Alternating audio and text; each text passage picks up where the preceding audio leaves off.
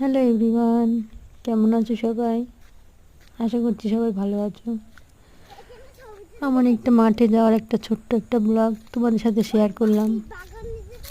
যদি ভালো লাগে তাহলে একটা like, comment, share and subscribe করে দিও। দেখো আমাদের মাঠে যেতে হয় কোথার থেকে। এই বাঁশের ব্রিজ পার করে আমরা যাব। এই দেখো এখানে কলা ঝুলছে। এই দেখো আমাদের সেই হাওড়া ব্রিজ। ভয়ে পাটাও একটু কাঁপছে।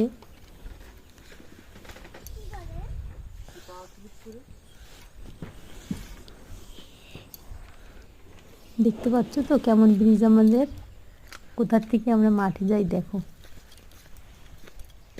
এই ব্রিজ পার করে উঠে পড়লাম ওপরে। এবার